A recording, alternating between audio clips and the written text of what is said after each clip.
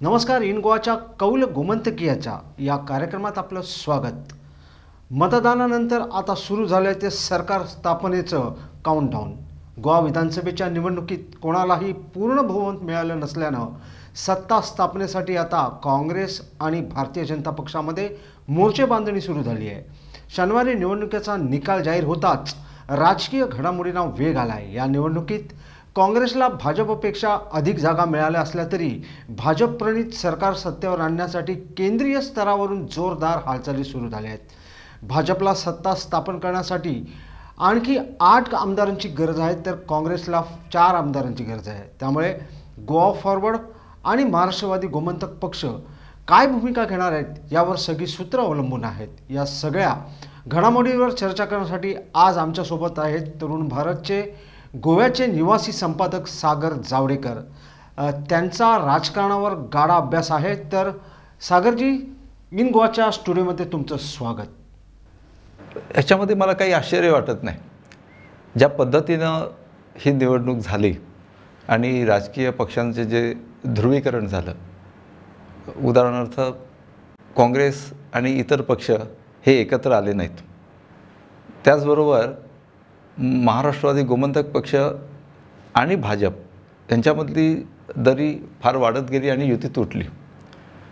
2012च्या निवडणुकीमध्ये दोघेजण एकत्र होते आणि त्यांनी त्याचबरोबर राष्ट्रवादी काँग्रेस आणि काँग्रेस हे दोन्ही पक्ष एकत्र होते आणि त्या युती करून ते गेले होते.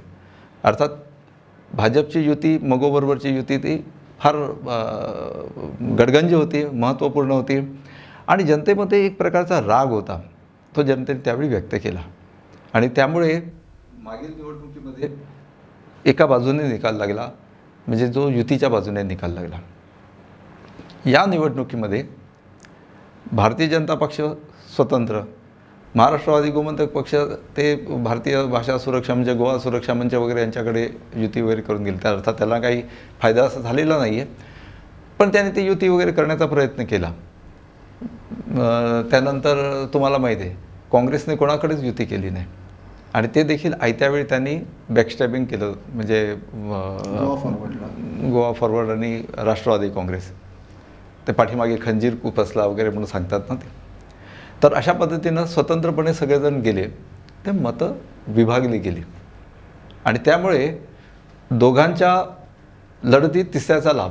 याप्रमाणे मगो आणि भाजप हे जेवढे स्ट्रॉंग पक्ष आहेत गोव्यामध्ये, ह्यांच्या मतविभाजनाचा 9 ठिकाणी फटका बसला आणि त्याचा पुरेपूर लाभ काँग्रेसने घेतला. आणि हे भविष्य हे आम्ही यापूर्वीसुद्धा वर्तवलेलं होतं आणि त्यामुळे मला काही त्याच्यामध्ये आश्चर्य वाटलं नाही की आजपर्यंत आम्ही जे देत आलेलो आहोत आणि ह्याच्याबरोबर 6 महिन्यापूर्वी एक भवितव्य व्यक्त केलं होतं. ज्यानंतर युती तुटली त्यानंतर 18 डिसेंबरला हे भवितव्य व्यक्त केलं होतं की आता भोगा कर्माची फळं. आणि गोव्यामध्ये निकाल तशाच पद्धतीने लागला. 12 ते 13 जागा जास्तीत जास्त भारतीय जनता पक्षाला मिळतील असं ते भवितव्य व्यक्त केलेलं होतं आणि त्याचा पुरेपूर लाभ या दोघांच्या संघर्षाचा लाभ हा तिसरा पक्ष म्हणजे काँग्रेसला मिळतो. जनतेची सहानुभूती काँग्रेसला नव्हती, अनपेक्षितपणे जागा मिळाल्या त्याला, अनपेक्षितपणे झालेला आहे. सागरजी, या निवडणुकीचा आणि एक आउटकम म्हणा किंवा आणि एक फलित आपण असं म्हणू शकतो की राष्ट्रीय वाहिन्याने म्हणा किंवा इतर कित्येक ठिकाणी एक जनमत कौल म्हणून एक त्या लोकांनी केलं होतं आणि हे सबसेल फेल ठरलेलं आहे. त्यांनी वर्तवलं होतं की भाजपला पूर्ण बहुमत मिळणार आहे आणि काँग्रेसला त्यापेक्षा कमी जागा मिळणार आहे, पण हा अगदी उलटं झालेलं आहे. ह्या जनमत कौलाबद्दल तुम्ही प्रामाणिकपणे काय म्हणा? हे जनमत कौल ना, तुम्ही आतापर्यंतचे जनमत कौल बघा. दिल्ली विधानसभेच्या निवडणुकीचे जनमत कौल एकूण सर्व वृत्तवाहिन्यांनी दिलं होतं की आप संपला, भारतीय जनता पक्षाचं सरकार येणार. काय झालं दिल्लीमध्ये? तुमच्या समोर आहे निकाल. बिहार विधानसभा निवडणुकीमध्ये सगळ्यांनी असंच प्रेडिक्शन केलं होतं. मला वाटतं कुठच्या तरी एका वृत्तवाहिनी सहज म्हटलं होतं की बिहारमध्ये 147 ते 157पर्यंत लालू प्रसाद यादव आणि ते दुसरा कुठचा पक्ष जो समता कुठचा पक्ष होता तो, लालू प्रसाद यादव, नितीश कुमारचा. तर हा पक्ष, त्यांचा पक्ष सत्तेवरती येईल असं त्यांनी एकाच कुठच्या तरी वृत्तवाहिनीने अंदाज व्यक्त केला होता, म्हणजे एक्झिट पोल. बाकीच्या सर्वांनी भारतीय जनता पक्ष सत्तेवरती येणार आणखीन काय वगैरे असं दिलं. प्रत्यक्षात चित्र उलटं झालं. म्हणजे जसं लोकसभा आता गोव्याच्या बाबतीत तुम्ही जर म्हणाल तर गोव्याच्या बाबतीत एक्झिट पोल कोणी आणि कसे केले, कोणी आला होता का इथे चर्चा करायला? कोणीच आलेलं नाही, कोणी पाहिलं देखील नाही. तुम्हाला अजून एक उदाहरण सांगतो. परवा ज्यावेळी एक्झिट पोल दाखवत होते त्यावेळी मी मुद्दाम सगळे एक्झिट पोल बघत होते आणि एकच चॅनल नाही तर वेगवेगळी चॅनल बघत होतो. एका त्यांच्यामध्ये एवढा संघर्ष आणि एवढी स्पर्धा त्या चॅनलमध्ये आहे. 5 वाजता काय 5:30 वाजल्यापासून निकाल आम्ही देणार. अरे निकाल कुठचे देणार? तर त्यांनी सांगितलं की 5:30 वाजल्यापासून पहिला निकाल 5:30 वाजता येणार. आता 1, 2, 3 असं करत करत करते आता काउंटडाऊन संपला आणि आता तुम्हाला आम्ही निकाल देतो म्हणून. पहिला निकाल म्हणते एक हेलिकॉप्टर धावत येते आणि त्याच्यातून तो ह्या भागामध्ये बुंदेलखंड 57 जागा पैकी भाजपला 25 जागा, समाजवादी पार्टीला एवढ्या जागा, बहुजन समाज पक्षाला एवढ्या जागा. काय तुम्ही डिस्ट्रीब्युशन करता काय? प्रत्यक्षात जा आणि फील्डवरती बघा. ह्या बाबतीत मी तुम्हाला एक सांगतो, इंडिया टुडे ह्या एकाच वृत्तवाहिनीने करेक्ट पिक्चर दिलं होतं. कारण त्यांचे रिपोर्टर आणि त्यांचे राजदीप वगैरे हे सगळेजण जाऊन प्रत्यक्ष संपूर्ण उत्तर प्रदेश पादाक्रांत केलं, पाहणी केली, त्यानंतर त्यांनी रिपोर्ट दिला होता. मग मी अनेकांना सांगितलं बघा हा रिपोर्ट बरोबर परफेक्ट होईल, हा रिपोर्ट परफेक्ट होणार आणि बाकीचे सगळे खोटे ठरतील.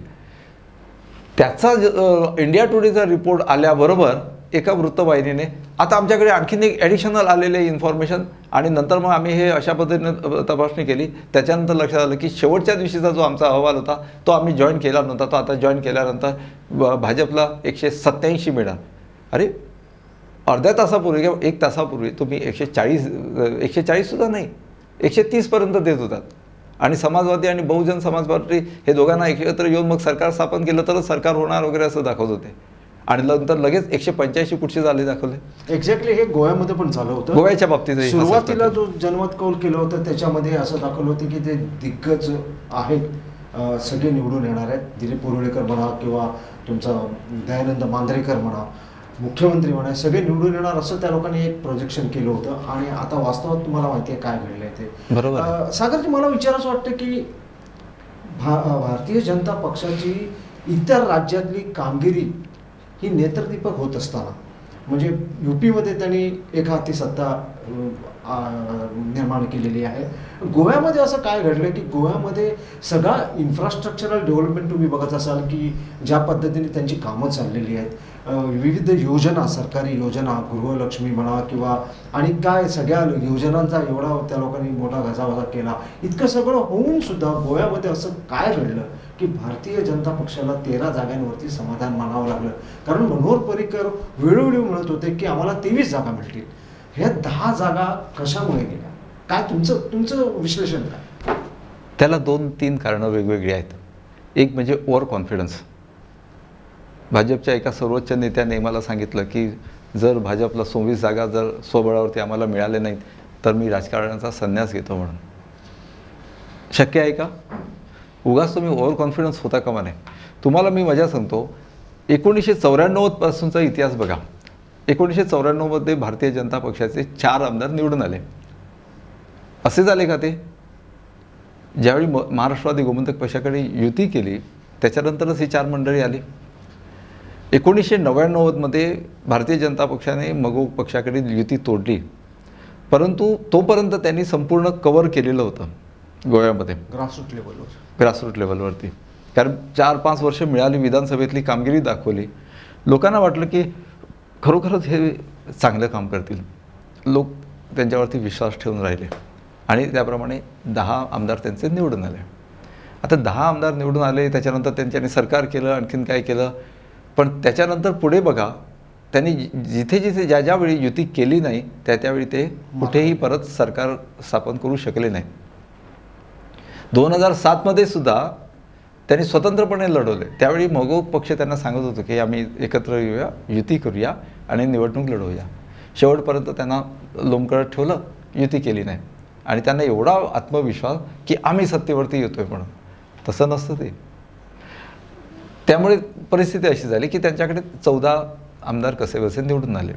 ते सुद्धा काँग्रेसमधल्या काही अंतर्गत संघर्षाचा बराचसा फायदा त्यांना 4-5 मतदारसंघात झाला, 14 आले. 2012मध्ये भारतीय जनता पक्ष 21 आमदार घेऊन आले, म्हणजे पूर्ण बहुमत. आणि संपूर्ण युतीचे जर बघितलं तर चित्र 24चं होतं. आता हे 24 चित्र हे कसं निर्माण झालं? जादू झाला का? हा जादू मुळीच नव्हता. तुम्ही एकत्र या, समविचारी पक्ष आहात तुम्ही. जसं मुंबईमध्ये किंवा महाराष्ट्रामध्ये शिवसेना आणि भाजप एकत्र आल्यानंतर ते सरकार व्यवस्थित स्थापन करू शकतात. त्यामुळे ते सरकार स्थापन करू शकले महाराष्ट्रामध्ये एकत्र आल्यानंतर ते पूर्ण बहुमतात येतात.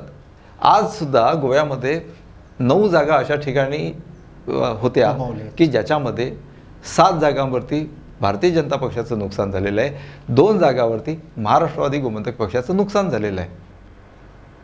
आणि मग हे युती झाली असती तर डोळे झाकून 24 जागा या पक्षाला मिळाल्या असत्या. सागरजी, तुम्हाला असं म्हणायचं की भारतीय जनता पक्ष हा राष्ट्रीय पक्ष असून सुद्धा गोव्यामध्ये त्यांना तितकासा जनाधार मिळत नाहीये. म्हणजे जोपर्यंत युती होत नाही, इकडचा जो मातीत रुजलेला पक्ष आहे महाराष्ट्रवादी गोमंतक पक्ष, हा फार पूर्वीपासूनचा पक्ष आहे, त्याला बरोबर घेतल्याशिवाय ह्यांना उभं राहणं काहीसं अशक्य बनते.